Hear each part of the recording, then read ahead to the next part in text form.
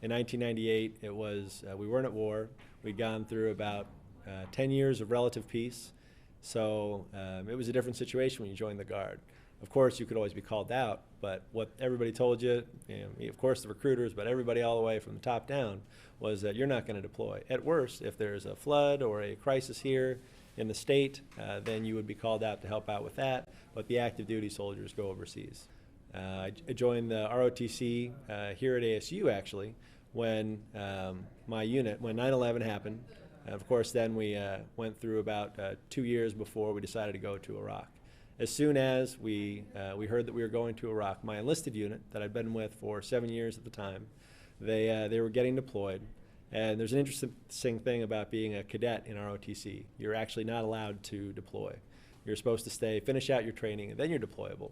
But because I've been enlisted and this was my team and these were my, my good friends, and I felt that urge, I need to go with these guys. So I talked to my commander, and it took a little bit of wrangling, but we were actually able to convince them to let me get out of my contract, pull out of ROTC, and go over as an enlisted soldier.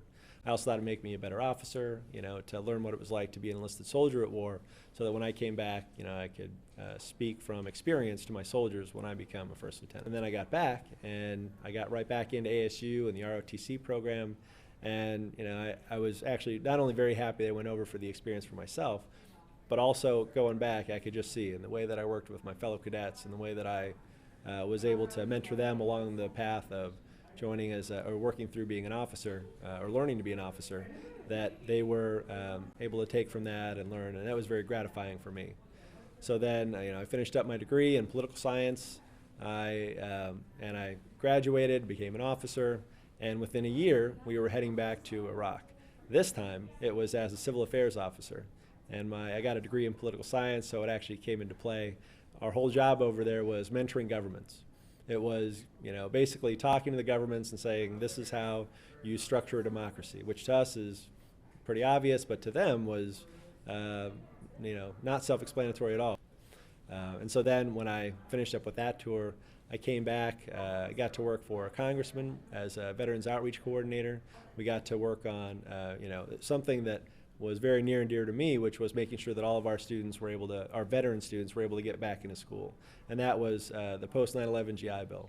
So I got to work hands-on with implementing that and helping to iron out all the legislation and make sure that the end product was what it needed to be. Talking to our different veteran groups and talking to veteran students and saying, what does this need to be and how does this need to work? What do we need to do to make it useful? And by all accounts, it's been an incredibly successful piece of legislation, and it's gotten us to the point where Admiral Mullen was just talking about it earlier, how this is the almost the funnel, if you will, for getting veterans to transition from that service overseas to being able to transition back into a civilian life.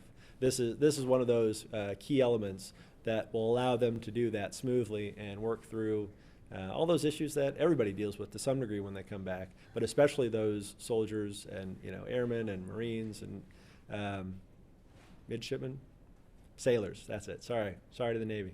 That actually did have to deal with a lot of trauma as they went over, and as they come back and reintegrate, just that more difficult path. This is another way to help them out, and so we've actually continued that mission here at ASU. I have to say I'm really proud that we were able to found the ASU Alumni Veterans Chapter. And the whole mission there was to facilitate ASU's mission of how do we make ASU the most veteran-friendly campus in the entire United States.